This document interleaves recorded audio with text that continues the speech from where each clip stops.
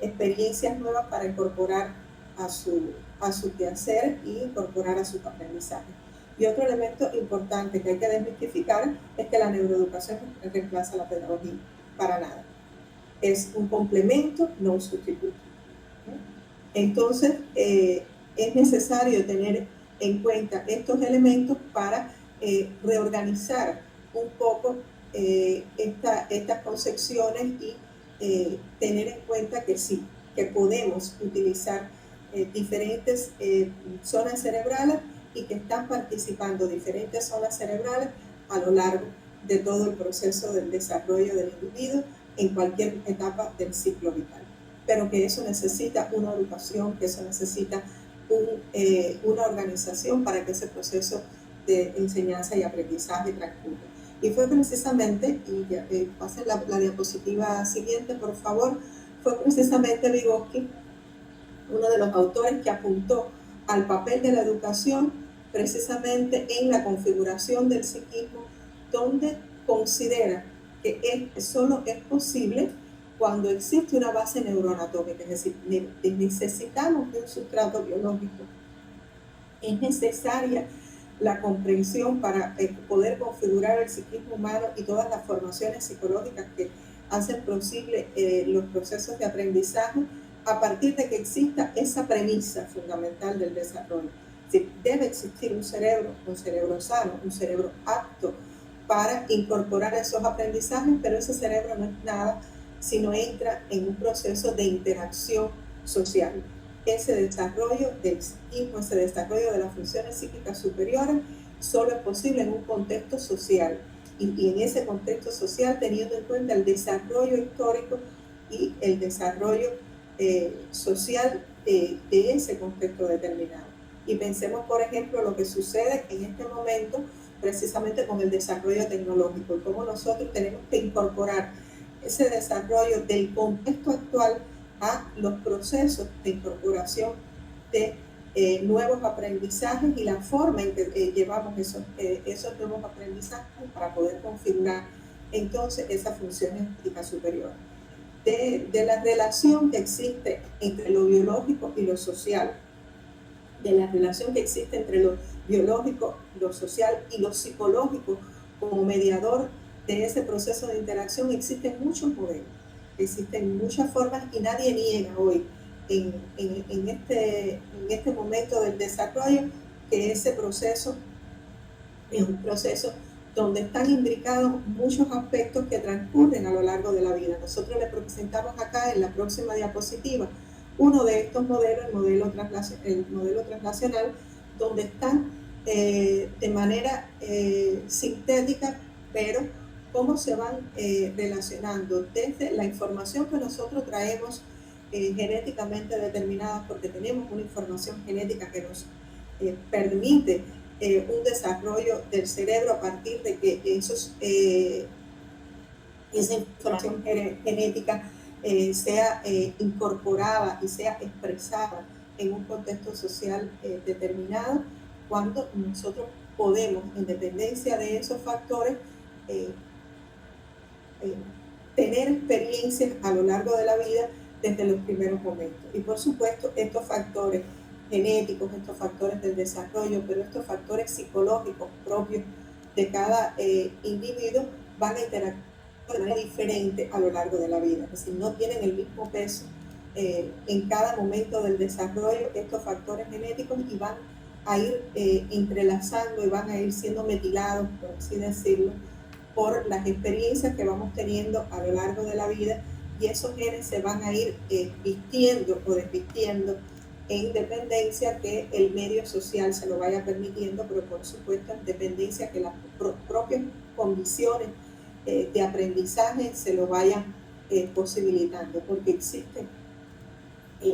capacidades que le permiten al individuo expresarse. Y sí, es bueno que ya entre la otra diapositiva, porque esta integración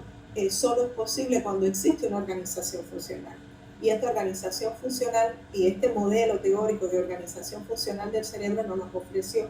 precisamente el neuropsicólogo ruso Alexander Luria, que organizó la actividad psicológica, la actividad cerebral en sistemas funcionales. Es decir, nuestro cerebro se organiza a partir de 3 unidades funcionales desarrolladas por Luria. Una primera unidad funcional, que es la unidad para regular el tono, el estado de alerta y la vigilia, los estados mentales. Y esa unidad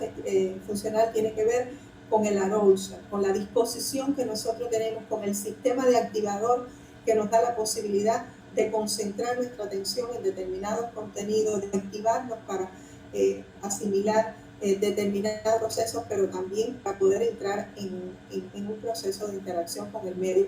que nos está proporcionando las experiencias de aprendizaje y el proceso de interacción. Y para eso, bueno, pues el tronco, el sistema actividad, el sistema reticular de activador ascendente juegan un papel fundamental en esa primera unidad funcional. Tenemos una segunda unidad funcional planteada por Luria, que es la unidad que nos permite obtener, almacenar y procesar la información, guardar esa información que vamos a utilizar, y es precisamente las zonas posteriores del cerebro que procesan información a partir de los sistemas sensoriales, las que se integran de manera unimodal, pero también en ocasiones de manera multimodal para procesar toda esa información que nos viene de las áreas de proyección. Y una tercera unidad funcional, que es una unidad que está encargada de programar, regular y verificar nuestra actividad. Es la zona que nos permite los aprendizajes superiores, la que nos permite regular nuestra actividad de manera mucho más consciente, y ahí participan predominantemente los lóbulos frontales. Pero no son ellos solos. Ellos están participando de manera coordinada con esas otras zonas, sobre todo con zonas subcorticales, que también están trabajando, están dando el sistema de activador. Estas 3 unidades funcionales no tienen una jerarquía una sobre otra. Ellas trabajan de manera coordinada, trabajan de manera integrada, y en dependencia de la actividad, bueno, pues van a tener un papel mucho más jerárquico una unidad con respecto a la otra, y van a trabajar de manera coordinada. Pero lo que sí es cierto, que las funciones psíquicas superiores tienen una organización extracortical. Adelante con la otra diapositiva. Y Vygotsky lo planteaba muy bien. Es decir, esa organización cerebral, esa organización de estructuras cerebrales garantiza su funcionamiento a partir de una organización que se da fuera del cerebro, que se da en el proceso de interacción social, y es a partir de ahí donde se forman los sistemas funcionales complejos, donde se forman las funciones psíquicas superiores. En ese proceso de relación, de organización del cerebro, en la interacción con el medio, con las experiencias que va haciendo, se van conformando las funciones psíquicas superiores. Y hay principios del enfoque histórico-cultural que nos encaminan a cómo precisamente el maestro se convierte y el docente se convierte en un modelador del cerebro a partir de tener en cuenta algunos elementos básicos de estos conceptos que tienen que ver en cómo ellos se traducen en el aula. Y adelante con la otra diapositiva. Y tiene que ver, por ejemplo, con el concepto de funciones psíquicas superiores. Las funciones psíquicas superiores no son más que esas funciones que nos permiten la actividad voluntaria y consciente del sujeto, en las cuales el sujeto procesa toda la información que le llega, ya sea por vía auditiva, por vía verbal, es decir, por vía visual, a través de los diferentes analizadores, pero también las experiencias táctiles, las experiencias sinestésicas forman parte de todas esas funciones psíquicas superiores, que no son más que la memoria, el pensamiento, la atención, la actividad voluntaria, que son las funciones con las cuales nosotros contribuimos desde los procesos de enseñanza y aprendizaje a su desarrollo. Esas son funciones que no vienen de manera natural, es decir, no son dadas biológicamente, son funciones que tienen una mediación social. Entonces, ¿no? Son funciones que nacemos con ellas, sino que se van desarrollando a lo largo de la vida. Otro elemento fundamental que nos aporta este modelo de explicación del desarrollo de las funciones psíquicas superiores y su relación con los procesos de enseñanza y aprendizaje tiene que ver con la función reguladora del lenguaje. Es decir, cómo el lenguaje organiza la conducta primero de manera externa a través de las orientaciones que nosotros le damos a nuestros educandos, y después cómo ésta comienza a interiorizarlo, cómo ésta comienza a organizar la conducta desde adentro y comienza a organizar la acción del sujeto. Y de ahí el papel fundamental del lenguaje como una función psíquica superior que regula el resto de las funciones psíquicas superiores y que tiene un papel mediador para el desarrollo de estas funciones psíquicas superiores. Y por otro lado, bueno, esta comprensión de las unidades funcionales, donde no todas las unidades van a tener el mismo peso en el desarrollo de una actividad específica. A veces podemos tener, por ejemplo, la comprensión o el análisis de situaciones determinadas donde demandas específicas del proceso de enseñanza y aprendizaje necesitan y reclutan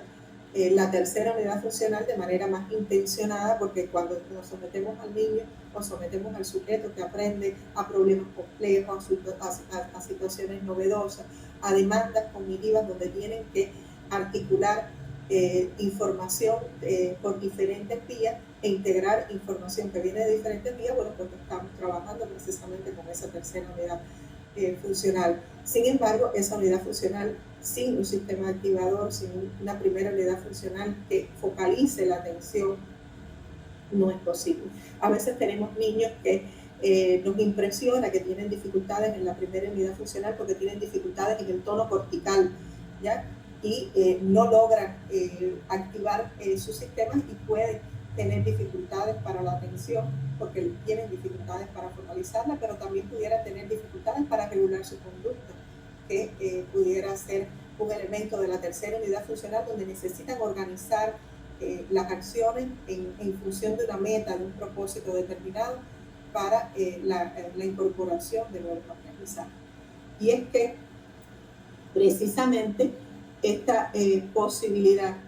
de comprender estas funciones son las que nos llevan a comprender cómo el cerebro, la diapositiva siguiente, por favor, tiene diferentes momentos, y es algo que el maestro debiera saber. Es decir, cuando nosotros vamos a estar reclutando diferentes zonas del cerebro, cuando nosotros vamos a estar trabajando desde diferentes zonas del cerebro y vamos a estar activando en el aula diferentes áreas, ¿ya? Porque tenemos un sistema de alerta que debemos tener en cuenta. Es decir, si nosotros tenemos un niño que está apático, que está indiferente, que no está activo ante la clase, a veces tenemos que saber si ese niño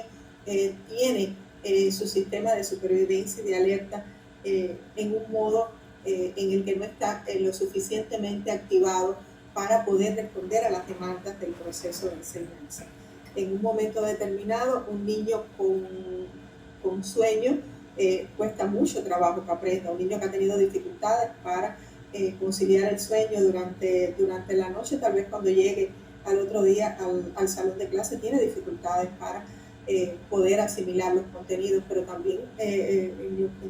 horarios determinados del día el cerebro ya no tiene el mismo sistema de alerta, el arosa, la disposición para la asimilación de contenido no es el mismo, y esto debemos tenerlo en cuenta. También debemos tener en cuenta el papel del sistema límbico, un sistema que si bien pudiera estar relacionado con una zona más antigua del cerebro, es de desarrollo del cerebro, es una zona que tiene una importancia fundamental a la hora de regular los procesos de aprendizaje, y es que sin emociones, sin motivaciones, no se aprende igual, ¿ya? Es decir, cuando nosotros no tenemos una implicación afectiva con lo cual estamos tratando de asimilar y de incorporar, no es la misma disposición que cuando nosotros tenemos un interés, una motivación por determinados contenidos. Y de ahí la importancia precisamente de la relación de lo cognitivo y lo afectivo, y de cómo ese sistema límbico tiene que trabajar con esa neocorteza, con esa tercera unidad funcional, con esas funciones frontales que nos organizan la actividad cerebral y nos organizan los procesos de enseñanza y aprendizaje. Adelante con otra diapositiva. y es que ese proceso de enseñanza y aprendizaje, donde el maestro tiene un papel fundamental, va a ser necesario, porque a partir de ahí es que el maestro va a poder utilizar las herramientas y va a poder moderar ese cerebro. Y es que es el maestro el responsable de detectar esos signos de alerta temprana. Y cuando digo responsable, no es solo dándole la carga, que a veces eso implica al maestro, es también dándole el valor que ese maestro tiene, porque es el primero que puede percibir dónde está fallando y qué es lo que está fallando precisamente en la integración de esos sistemas funcionales, en la integración de esas zonas cerebrales que se traducen en lentitud en el proceso de aprendizaje, indiferencia ante lo aprendido, poca asimilación de los contenidos, pero también dificultades en el ritmo y en el cambio de estrategias para poder aprender. Es el maestro el que puede, como nadie, poder identificar las deficiencias, pero también las fortalezas, también las potencialidades. Es el que puede develar y descubrir las diferentes estrategias para, si no es por vía visual, pues le damos un material tal vez sinestésico y es una forma diferente de procesar y de asimilar la información, y a partir de entonces de esas fortalezas, bueno, pues poder encaminar, porque no se trata solo de detectar los eslabones débiles, no se trata solo de detectar las dificultades, también se trata de reconocer y diagnosticar las oportunidades, diagnosticar los eslabones fuertes, los mecanismos fuertes que le permiten potenciar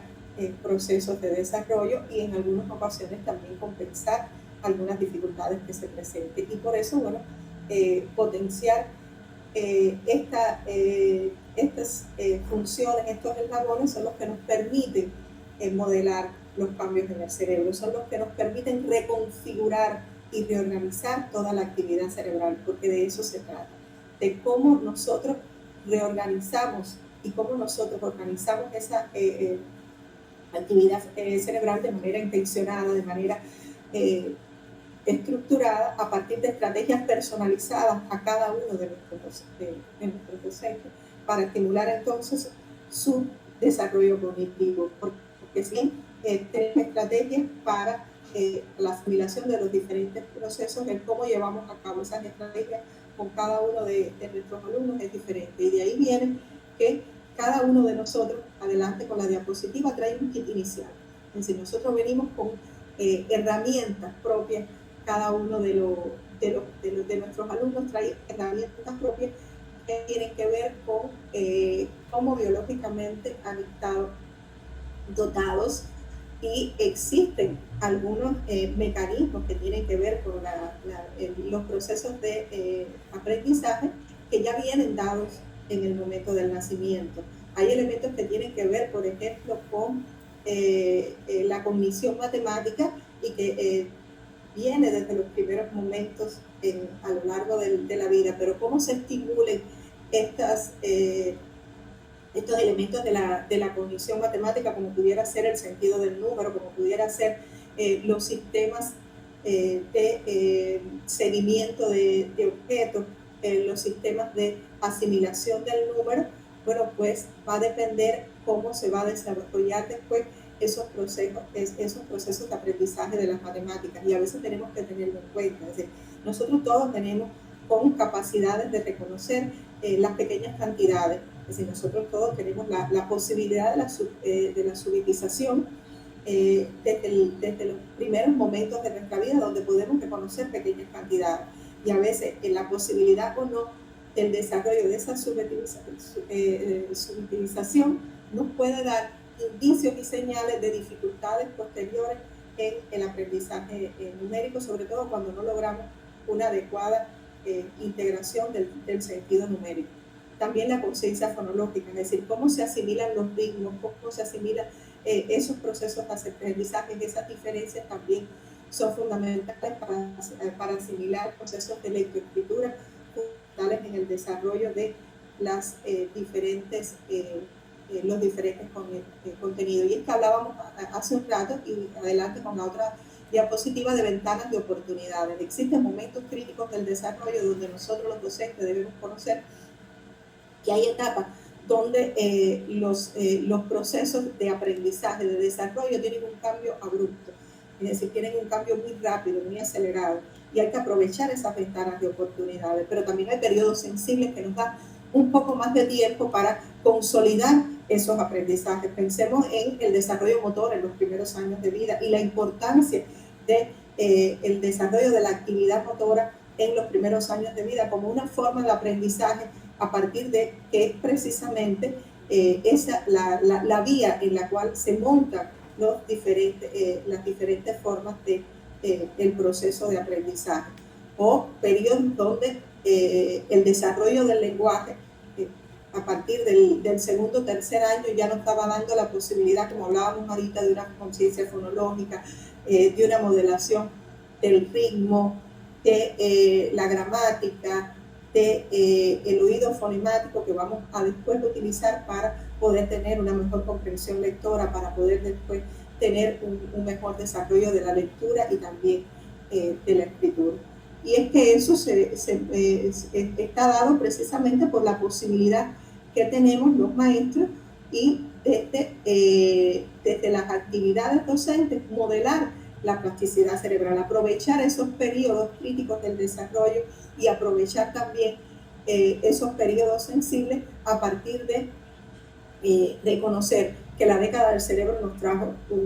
una categoría muy importante, nos trajo un nuevo descubrimiento, y fue precisamente la plasticidad cerebral. Cómo el cerebro se está modelando a lo largo de la vida, pero ese proceso de organización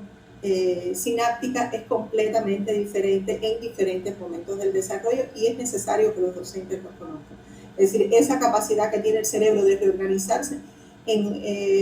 continuamente, de formar nuevas conexiones, nuevas sinapsis, de establecer nueva comunicación neuronal, es posible hacerlo desde el aula, desde las actividades que nosotros le ponemos a los educandos para modelar, para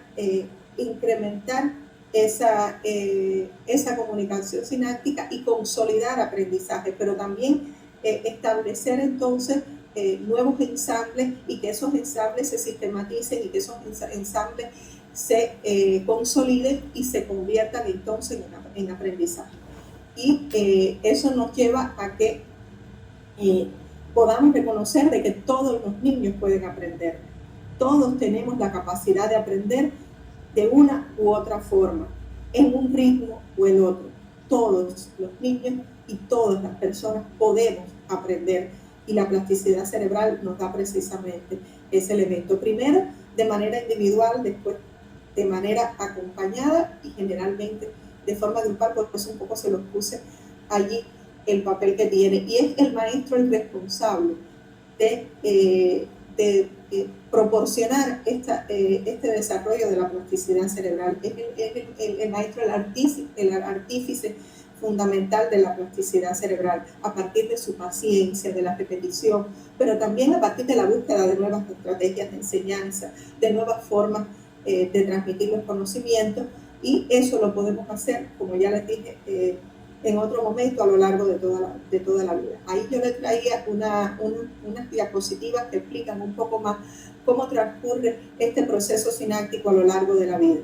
Y es que en los primeros momentos tenemos un cerebro que tiene muy pocas conexiones. Funcionalmente, todas las neuronas con las que fuimos dotados en el momento de nuestro desarrollo fetal comienzan a conectarse, comienzan a establecer un cableado, comienzan a establecer una configuración que va creciendo a partir de las arborizaciones, a partir de que esas dendritas se van conectando y van estableciendo una red cada vez más compleja que a lo largo de la vida va conformando toda la configuración de nuestra anatomía y de nuestra morfología cerebral. Y es que allí le ponía ejemplos de cómo precisamente el medio puede favorecer o no esa comunicación neuronal, favorecer ese desarrollo dendrítico, favorecer esa sinapsis entre las neuronas a partir de poder tener medios más enriquecidos o medios empobrecidos o incluso medios que puedan tener náuseas, como pudiera ser el consumo de determinadas sustancias o la adicción a tecnologías que pudieran también establecer conexiones no sanas, no favorables al desarrollo y por lo tanto pueden ser conexiones que dañan el desarrollo cerebral. No todas las zonas cerebrales se desarrollan igual ni tienen las mismas conexiones a lo largo de la vida. Ahí ustedes tienen una diapositiva que se les va a presentar a continuación, donde nosotros vemos cómo precisamente hay zonas que tienen una actividad y un desarrollo más temprano, como pudieran ser las zonas visuales, y hay zonas que tienen un desarrollo mucho más tardío, pero que también el ritmo de desarrollo a lo largo de la vida y durante toda la vida no es el mismo. Es eso necesario tener en cuenta a la hora de nosotros proporcionarle los aprendizajes a nuestros alumnos, porque a veces en los primeros años nosotros teníamos que utilizar precisamente información muy concreta, información visual, información que le llegue precisamente a partir de esos sistemas que están más desarrollados, más consolidados, para darle paso sobre la base de esos sistemas que son sistemas más multimodales, más de integración, como lo vamos a ver en esta otra diapositiva, como pudieran ser las zonas temporoparieto-occipitales o las llamadas zonas TPO, que son zonas terciarias, son zonas que procesan información que viene de diferentes hemisferios, que vienen de diferentes lóbulos y por lo tanto integran información visual, información auditiva, información sinestésica para configurar como un todo y para poder entonces establecer incluso determinadas categorías que son las que nos llevan a niveles superiores del desarrollo intelectual, como pudiera ser el pensamiento abstracto. Vean cómo en los primeros años de vida, bueno, las zonas que más están desarrolladas son la ínsula, ya zonas que y el sistema límbico que nos permite interactuar con ese medio, pero interactuar todavía sin herramientas que nos pueden dar las zonas motoras o las zonas premotoras que se desarrollan de manera más tardía, que nos permiten incluso la manipulación fina, la coordinación fina para poder lograr a reconocer a través de nuestros sistemas sensoriales, bueno, pues reconocer diferencias dentro de los objetos, dentro de las cosas, dentro de la realidad que nos rodea y de la cual vamos a estar aprendiendo constantemente. Y es que esos sistemas son necesarios tenerlo en cuenta porque son esos los que nosotros estamos activando en los diferentes momentos de la vida y con los cuales nosotros vamos a estar trabajando, pero también sobre los cuales vamos a estar soportando nuestros procesos de enseñanza. Otro elemento fundamental a tener en cuenta es que ese neurodesarrollo es un proceso abierto, como ya lo hemos estado diciendo. La próxima diapositiva nos los ejemplifica a través de precisamente las posibilidades de estimulación que tenemos a lo largo de la vida. Es decir, el proceso de interacción desde los primeros momentos en el medio familiar nos da la posibilidad de ir configurando ese sistema que se va a ir modificando. Y la falla en un momento determinado de la organización del sistema no significa que no se pueda modificar. Es decir, alteraciones en el desarrollo de capacidades neurocognitivas en un momento determinado del neurodesarrollo pueden ser reorganizadas, pueden ser compensadas, pueden ser sustituidas a lo largo de la vida si recibe las influencias adecuadas del contexto. Y allí la familia y la escuela juegan un papel fundamental. Los docentes juegan un papel fundamental para ir proporcionando un ambiente de aprendizaje enriquecido que le permita a ese niño reorganizar o compensar esas funciones que estuvieron dañadas en un momento determinado y que sea posible un cambio. Es por ello que nosotros confirmamos precisamente en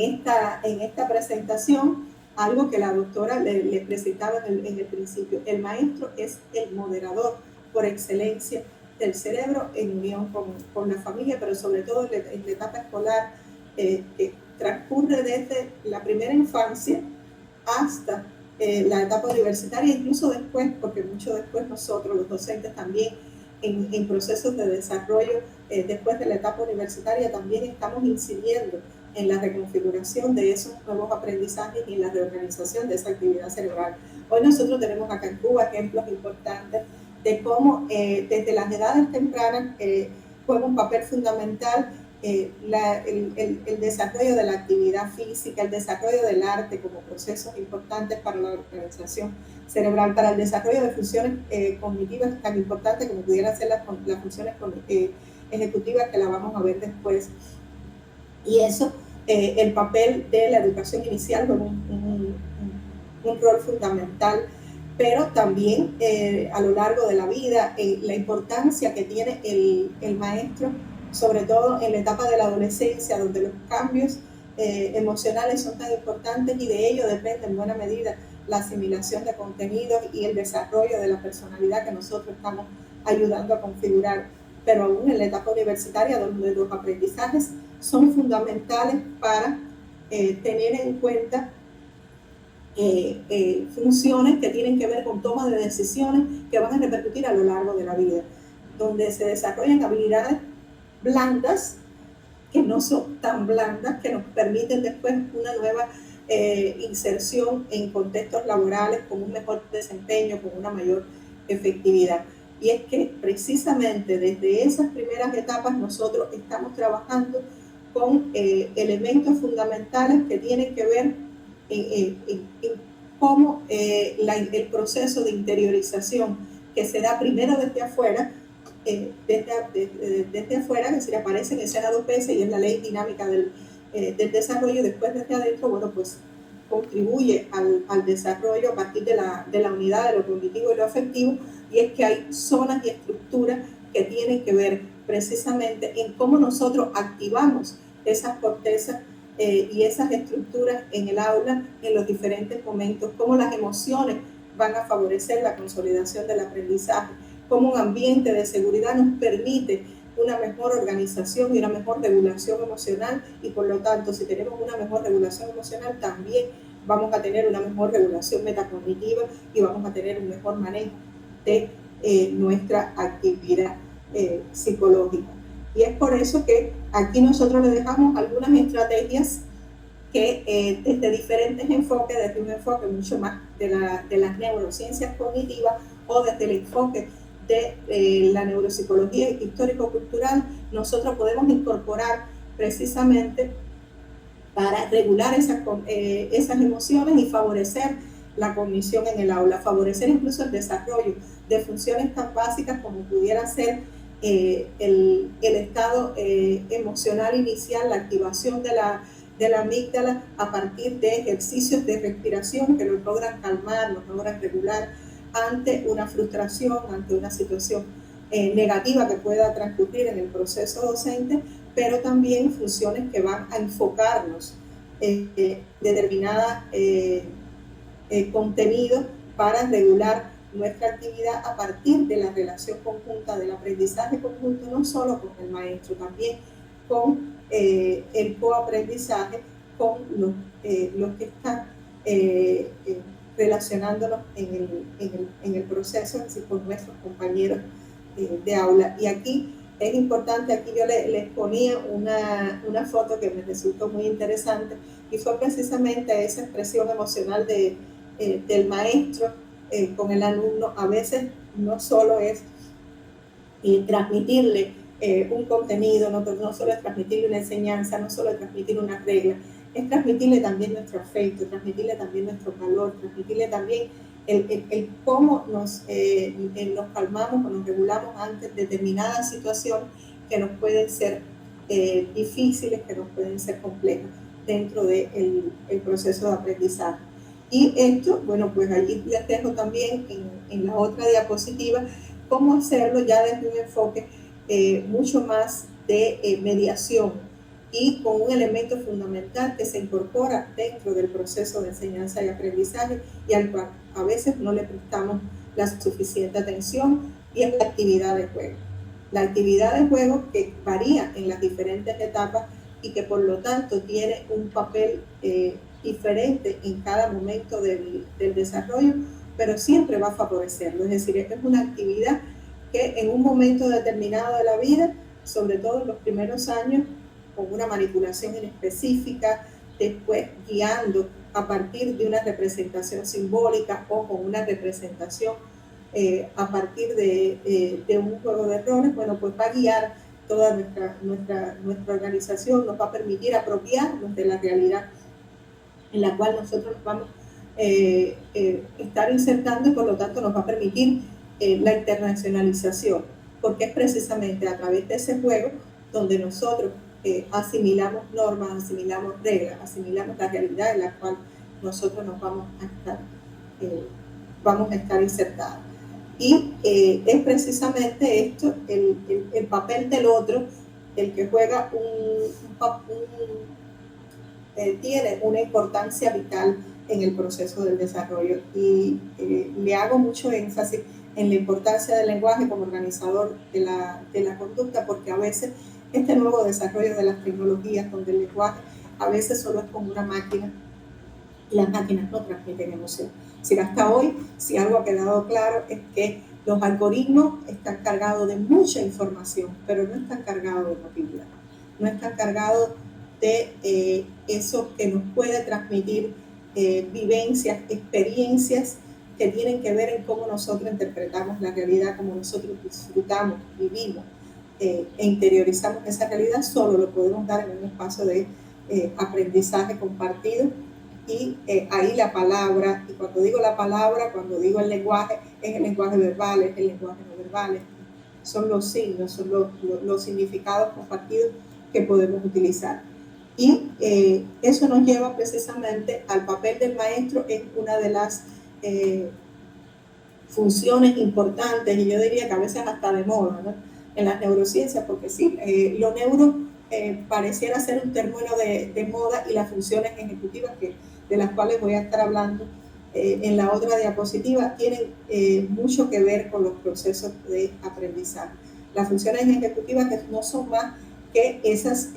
habilidades o capacidades que incluso se han, desde los constructos teóricos, se han quedado en un concepto paraguas muy amplio, donde se entran muchísimas funciones, tienen un elemento en común todas sus definiciones, y es que son las funciones que nos permiten lograr el éxito ante determinada tarea. Son las funciones que nos permiten organizar nuestras acciones, regular nuestras acciones, verificar nuestras acciones, para poder lograr el propósito determinado en cualquier proceso que nosotros, o en cualquier actividad psicológica que nosotros desempeñemos a lo largo de la vida, sobre todo si son situaciones que demandan de nuestros aprendizajes, porque sean situaciones nuevas, porque sean situaciones complejas, donde tengamos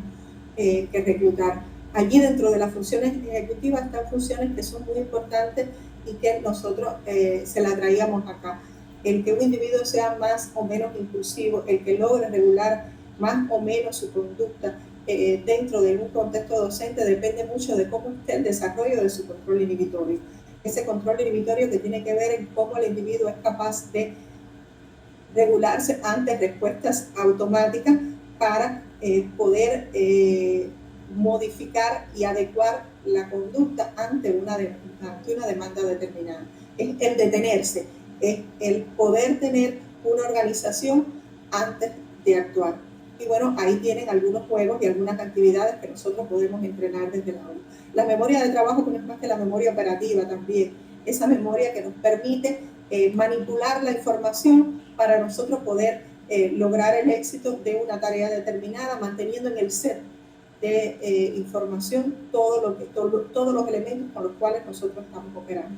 La planificación, que nos permite organizar las tareas, los pasos para lograr el éxito ante una tarea, ante la resolución de una tarea determinada, que siempre lleva una organización secuencial de acción y que lleva una organización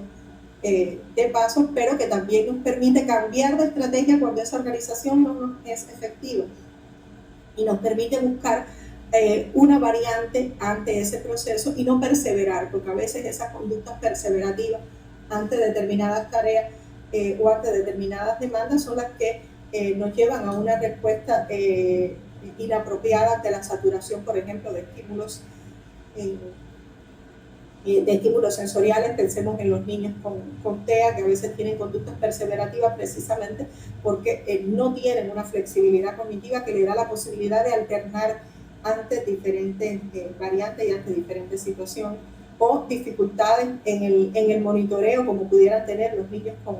con trastornos por déficit de atención o hiperactividad, que tienen dificultades para revisar. A veces se van a la primera, tienen dificultades en el control inhibitorio, pero tampoco logran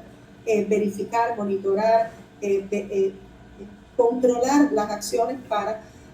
poder llevar a nuevos aprendizajes. Del desarrollo efectivo de las funciones ejecutivas, bueno, pues depende del éxito escolar en buena medida, pero también dependen los fracasos, y ahí vemos algunas conductas y se los ponía un poco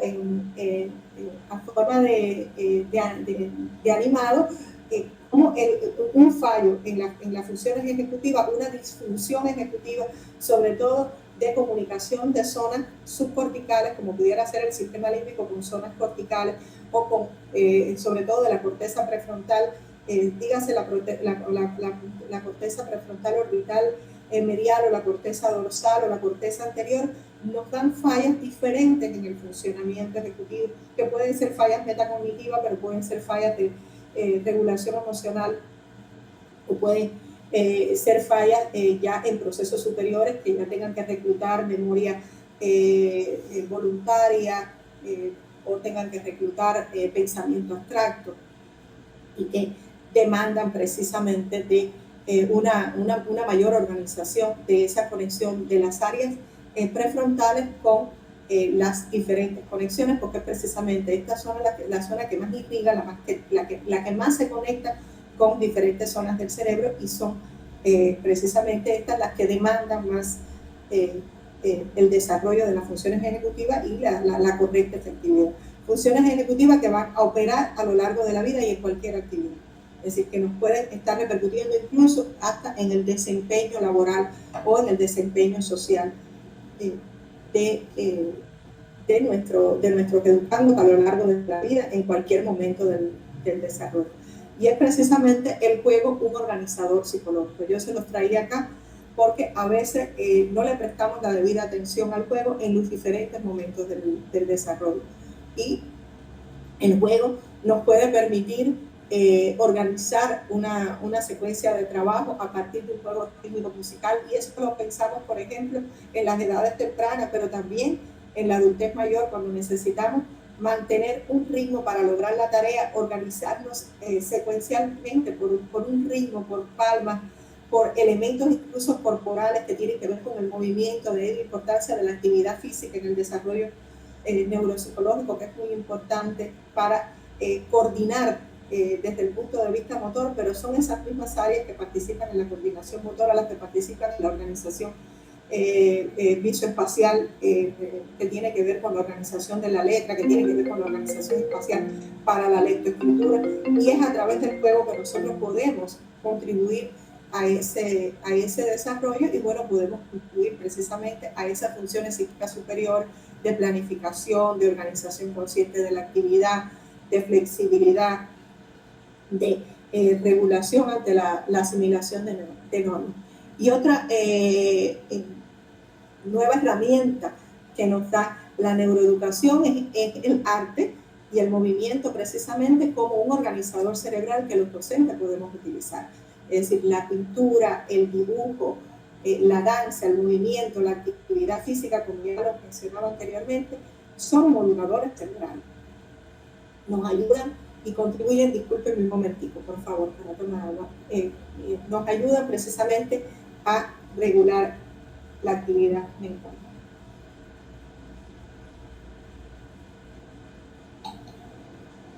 Y nosotros podemos estar organizando nuestra actividad en cualquier momento de la vida, porque son herramientas a las cuales el maestro puede acudir en un momento determinado del desarrollo. Y otro elemento que nos trae la neurociencia tiene que ver precisamente con un nuevo modelo, un cambio de paradigma, precisamente en mirada a la neuroeducación, y tiene que ver con la atención temprana y el papel en la prevención. Ya hoy la neuroeducación tiene que trascender la frontera del diagnóstico de alteraciones y darnos herramientas para trabajar en determinadas áreas del desarrollo, en determinados trastornos del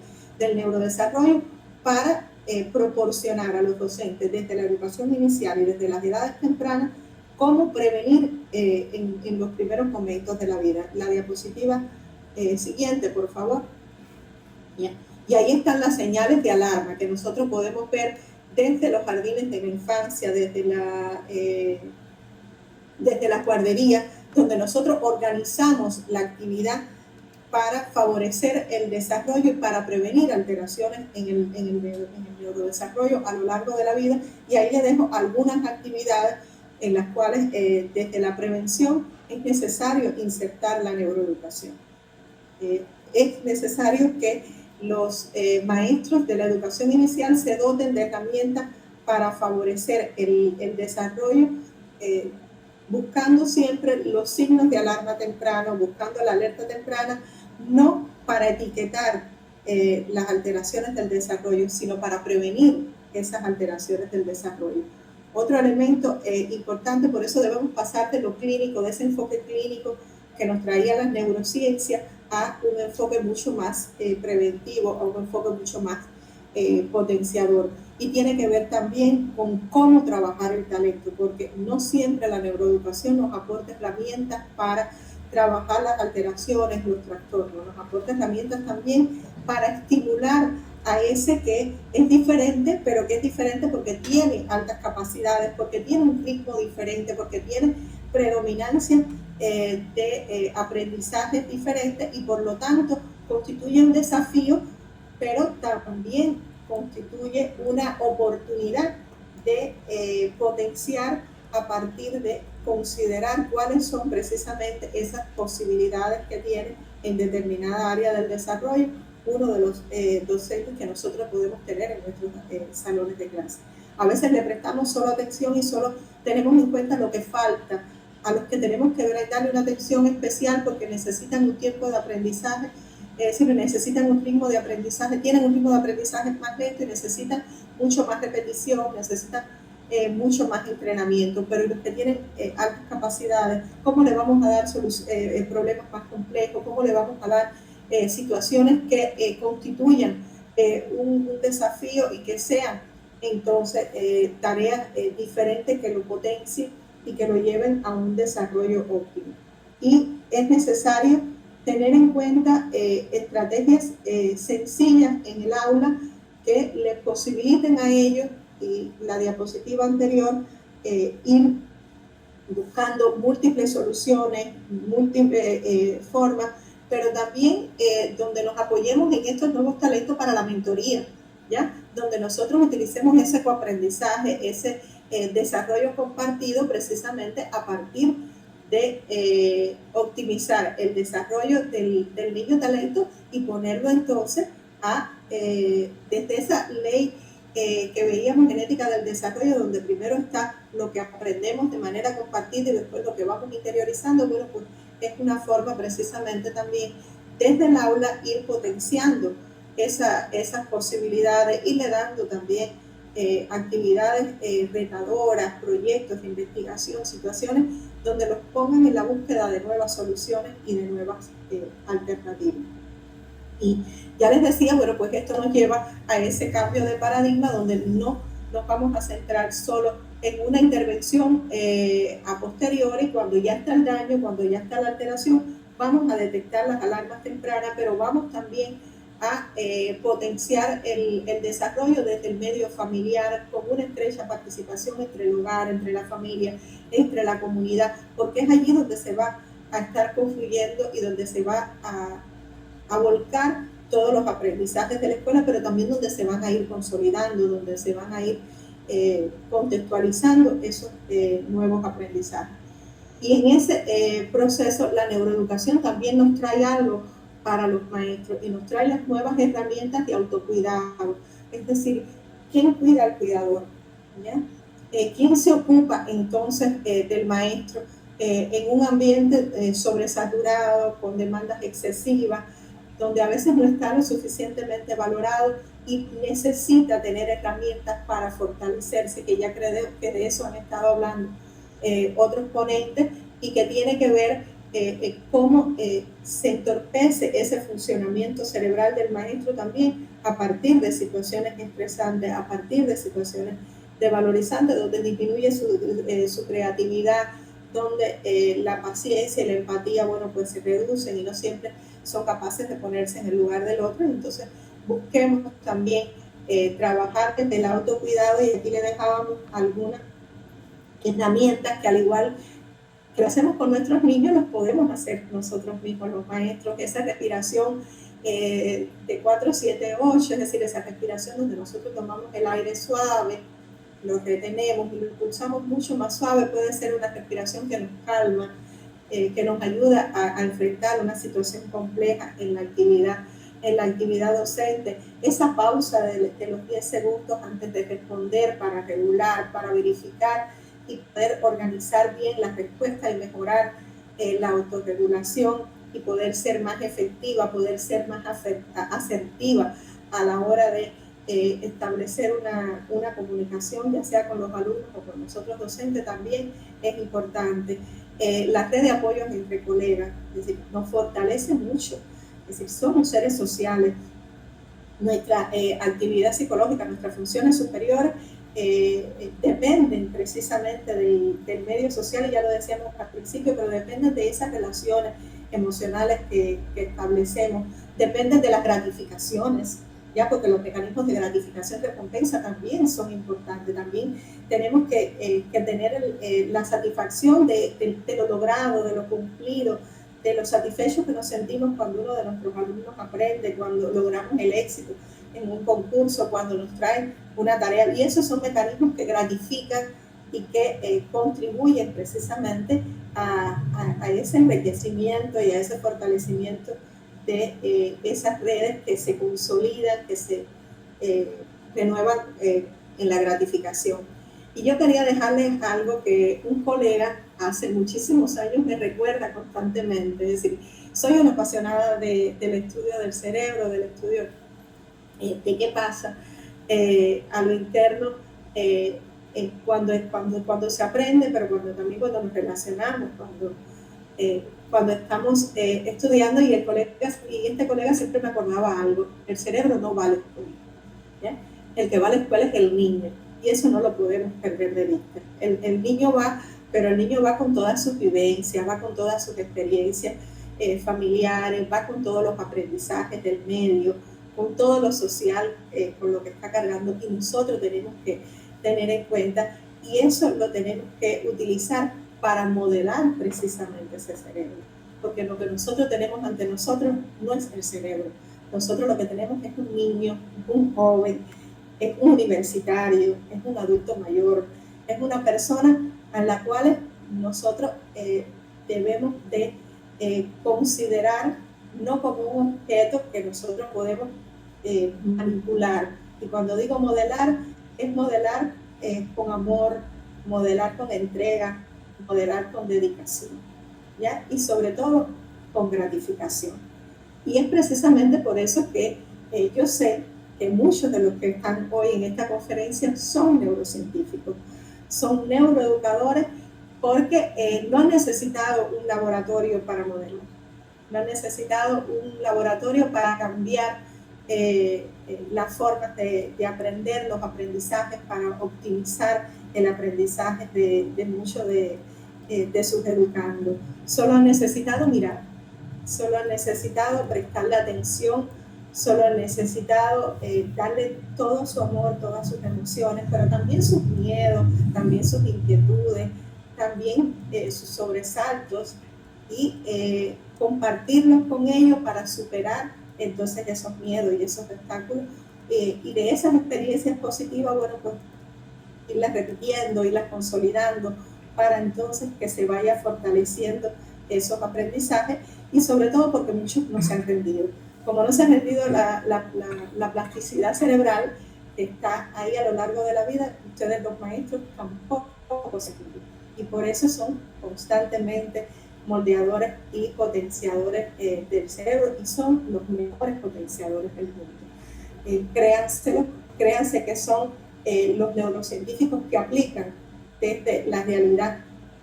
de las aulas todos los conocimientos, y es por eso que nosotros queremos agradecerles por ser precisamente ustedes quienes entienden que enseñar también es ayudar a construir cerebros sanos, a ayudar a construir cerebros más seguros, ayudar a construir sociedades más plenas. Muchas gracias a ustedes por los aprendizajes, muchas gracias a ustedes por las enseñanzas, muchas gracias a ustedes por todo el compartir. Y tenemos después un espacio para interactuar y dar las gracias también al colegio por esta oportunidad.